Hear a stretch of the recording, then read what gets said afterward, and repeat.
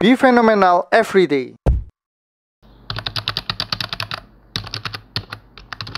Halo guys, market update kali ini akan saya mulai dengan resminya ya, harga BBM mengalami kenaikan. Pertalite dari 7.000-an ya menjadi 10.000 dan BBM solar subsidi dari 5.000-an menjadi 6.800. Nah, naiknya harga ini membuat demo. Mahasiswa mulai demo, ini bahkan ada berita ya, robohkan gerbang gedung DPRD Kota Bogor. Namun hal ini ternyata tidak direspon oleh market ya. Jadi market tetap jos, tetap naik selama 1 minggu ini.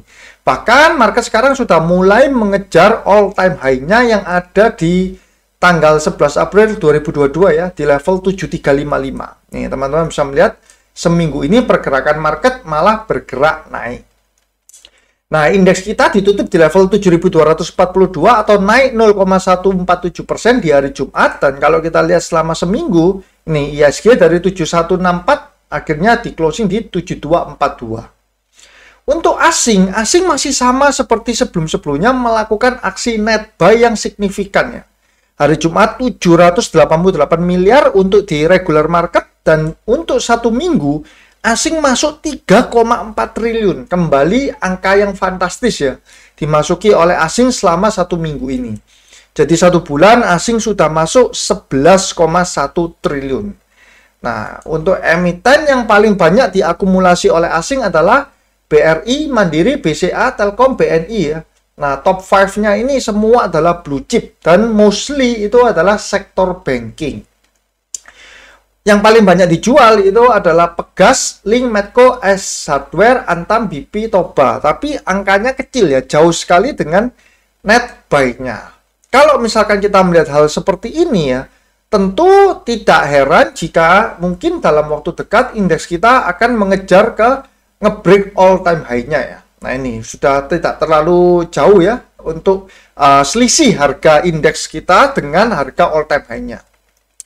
Tapi sekali lagi teman-teman jangan terlalu euforia, karena sebenarnya dengan kenaikan BBM ini akan membuat harga barang-barang akan kemungkinan akan mengalami peningkatannya. Dan pertanyaannya adalah apakah daya beli masyarakat itu masih cukup ya untuk mengimbangi kenaikan harga inflasi barang-barang yang ada. Jadi outlook saya untuk indeks kita kemungkinan itu masih akan mengejar all time high, tapi jangan terlalu euforia. Ibaratnya, seperti ini langsung di all in kan, malah jangan. Nah, ada satu benchmark yang biasa saya cermati, itu adalah di reksadana Sukor Invest Equity Fund, di mana ini adalah salah satu jenis reksadana saham yang menurut saya cukup stabil returnnya dari tahun ke tahun ya. Di laporan Funfacts 29 Juli 2022, Sukor Invest Equity Fund itu mempunyai efek ekuitas 99,93%.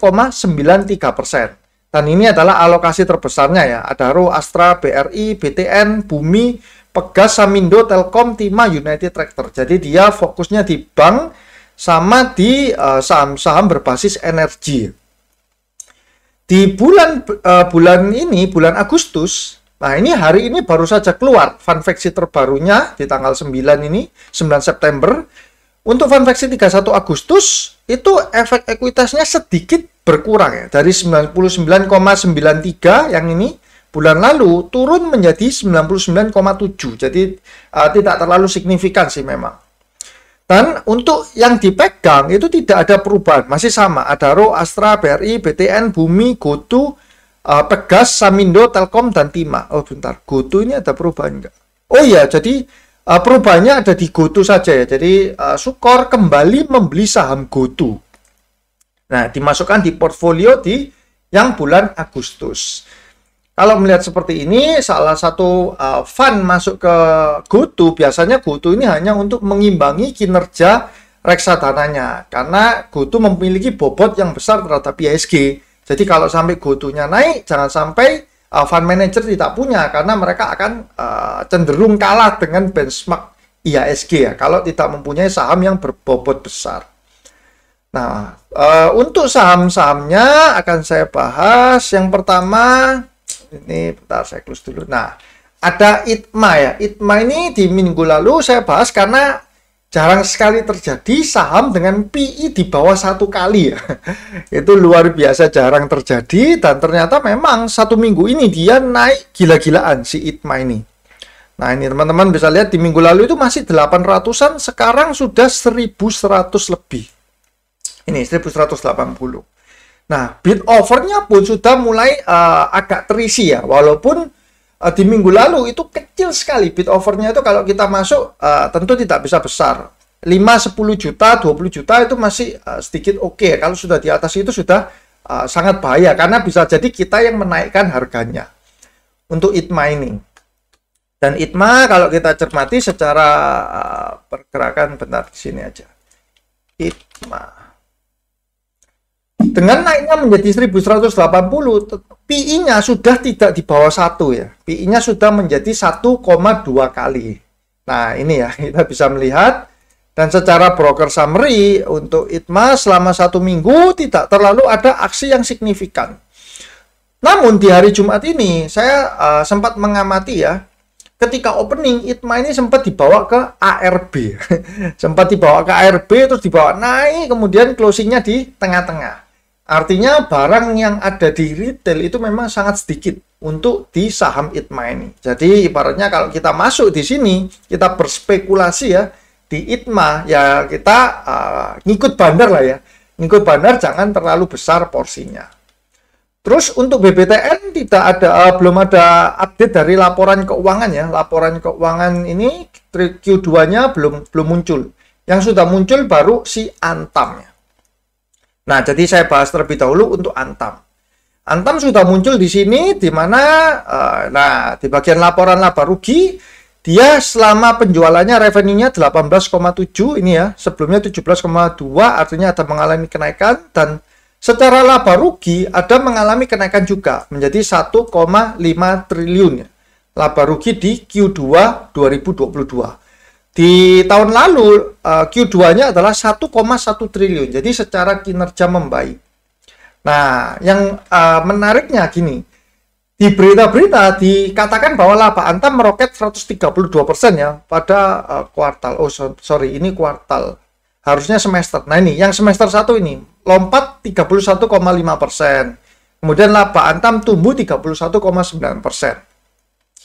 Antam kita tahu sedang mengalami kasus ya. Dia kan kalah di gugatan sidang dengan salah satu pengusaha asal Surabaya dan diharuskan membayar, saya lupa angka pastinya berapa emas gitu loh, berapa kilogram emas atau berapa ton ya. Dan kita bisa cek ternyata di sini mana ya, Antam. Nah, di Antam ini saya menggunakan aplikasi dari Stockbit ya. Kalau di laporan keuangannya sini, itu kan langsung dari Januari hingga Juni ya, hingga akhir Juni. Jadi Q2 selesai. Kalau di Stockbit kita bisa lihat quarter by quarter ya. Ternyata di quarter 2, dia itu sebenarnya merugi ya. Merugi 153 miliar. Nah, apa yang membuat dia merugi? Ada total beban usaha yang meningkat signifikan. Dari sebelumnya Q1 cuma 800 miliar ya. Q2 menjadi 1,7 triliun. Nah, beban usahanya ini ada peningkatan yang signifikan. Nah, kalau kita lihat di laporan laba ruginya yang lebih detail, itu yang di bagian ini ya. Nah, ini FS Antam first half. Di sini kita bisa cek bahwa ada tersandung kasus hukum. Ini sudah dialokasikan dananya sebesar 988 miliar ya, hampir 1 triliun. Nah, di sini untuk ini ada di catatan 37Q. Nah, ini jadi beban usaha yang umum dan administrasi. Kalau di tahun lalu kan nggak ada nih, 0 yang bagian provisi kasus hukum. Di tahun ini Q2 ini muncul 952 miliar. Nah, ternyata walaupun sudah tertambah beban sebesar ini ya, ini tidak membuat labanya menjadi negatif. Jadi laba si Antam itu masih surplus ya. Masih surplus, mana bentar. Di bagian fundamental. Nah, ini masih surplus 1,5 triliun. Ini yang sebelumnya kan saya pernah bilang bahwa yang ditakutkan adalah kalau sudah ada penyesuaian dengan kalah kasus ini, kalah gugatan, itu Antam kan akan dibuang. Nah, ternyata dengan walaupun sudah disesuaikan, dia sudah secara laporan keuangannya di minus 900-an miliar, hampir 1 triliun, ternyata dia masih mencetak keuntungan bersih 1,5 triliun. Jadi harga sahamnya tidak terlalu berpengaruh signifikan ya. Nah, harga saham Antam ini biasanya dipengaruhi oleh malah harga nikel ya. Harga nikel dunia ini malah sangat mempengaruhi pergerakan dari Antam. Makanya kalau secara chart itu kurang lebih hampir sama dengan si Inco ini. Nah, Inco kan kayak gini ya, caranya ini turun, naik, turun, sama, Antam juga. Nah ini ya, turun, naik, kemudian dia turun. Ini update untuk si Antam. Terus next ada saham Aisyah ya. Aisyah ini sahamnya dihajar terus-menerus ya. Dulu menjadi saham favorit ya, sempat di level 2000-an ya, kemudian kena kasus yang beras, dan sekarang sudah tinggal 143. Ini saya melihat bahwa dia sudah dekat sekali dengan harga supportnya yang mungkin ada di level sekitar 130-an ya. Jadi kalau dia menyentuh area-area support, ini bagi saya menarik untuk di buy di saham Aisyah. Nah sebenarnya saham ini bukan cocok untuk trading jangka pendek, tapi lebih cocok untuk kalau kita swing trade atau untuk jangka panjang. Namun kalau kita mau beli untuk hold, lebih baik kita menunggu ketika dia laporan keuangannya sudah membaik ya. Nah, jadi laporan keuangan Q2-nya ini hancur ya, minus 25 miliar. Padahal di tahun lalu itu dia surplus 14,3 miliar. Sehingga harganya dipanis habis-habisan, dia turun tinggal 140. Yang membuat saya masih tertarik dengan saham Aisyah itu adalah karena manajemennya, yaitu FKS Food ini ya. FKS Food ini juga mempunyai salah satu emiten yaitu Fish. Nah ini Fish juga FKS ini, grupnya sama. Fish ini secara fundamental itu sangat bagus, namun dia harganya sudah bukan harga yang murah lagi ya. Tapi secara fundamental dia bagus. Nah manajemen ini yang sekarang menjalankan punya Aisyah, jadi grup yang sama ya. Itu sebabnya saya rasa kalau misalkan dia ini sudah melakukan perombakan bisnis dan manajemen, kemudian ditata dan sudah berhasil mencetak laba. Nah, mungkin saat itu baru saya mempertimbangkan untuk berani membeli dan untuk di hold ya, jangka panjang saham Aisyah. Terus next ada kalau Kars dan Bumi ini saham untuk scalping saja. Ada saham rokok ya, next GKRM dan HMSP. Dua-duanya sedang ada di bottom sekali ya. Nah, ini untuk HMSP itu ini adalah berapa ini? 900 ya. Oh, sorry, sudah terjebol tinggal 895. Nah, ini sudah harganya ada di area supportnya. Demikian pula dengan si GKRM. Nah sama. GKRM ini juga anjloknya cukup parah ya. Anjloknya cukup parah. Dan dua emiten ini sebenarnya juga sama. Cocoknya bukan untuk trading jangka pendek, tapi untuk diakumulasi secara berkala ya. Kalau memang mau spekulasi jangka pendek, ini sekarang sudah ada di area supportnya, si GKRM dan juga HMSP. Terus next, BKSL lah. BKSL masih sama, view saya menunggu ini, corporate action, right issue-nya, yang di bulan 10 atau, bulan 10, ya betul, bulan 10 tanggal 4 itu come date-nya dengan rasio 2:3. Wah, ini rasionya cukup besar ya. Dua pemegang saham lama mendapatkan 3 saham yang baru. Harga tebusnya di 50 untuk BKSL. Terus next ada INDF. Nah, INDF ini juga lagi tertekan ya. Tertekan dan dia baru saja menembus MA 200-nya. Nah, untuk saham-saham yang seperti ini, walaupun dia sedang, ini kelihatannya kan kalau misalkan kita lihat sekilas, dia habis sempat naik dan ini sekarang sudah mengalami koreksi yang cukup dalam. Tapi kalau saya pribadi melihat ini masih cukup riskan ya, atau beresiko tinggi. Karena ini tekanan jualnya itu masih besar.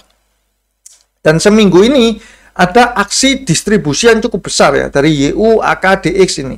Teman-teman bisa melihat ya, 40 miliar, 39 miliar, 33 miliar. Aksi distribusinya itu masih lebih besar daripada buy. Jadi walaupun terlihat ini sudah turun cukup jauh ya, dari 7.200 sekarang tinggal 6.200, artinya turun Rp1.000 sudah. Namun masih belum saya masih belum terlalu tertarik untuk mulai membeli atau mengakumulasi dari saham INDF ya. Terus untuk TIS, nah ini TIS masih tidak terlalu kemana-mana ya, sempat naik 1560-an, kemudian diajar turun lagi, jadi masih tidak terlalu bergejolak ya.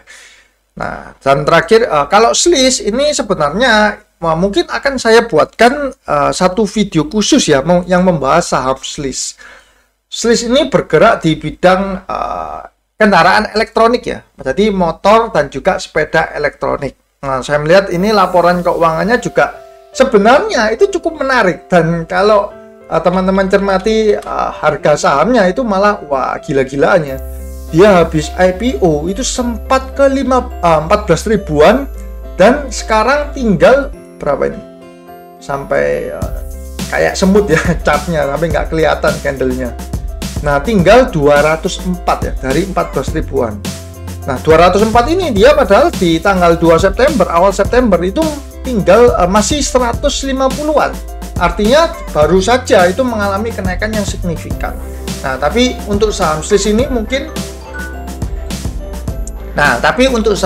mungkin akan saya buatkan video khusus yang membahas saham SLIS secara fundamentalnya.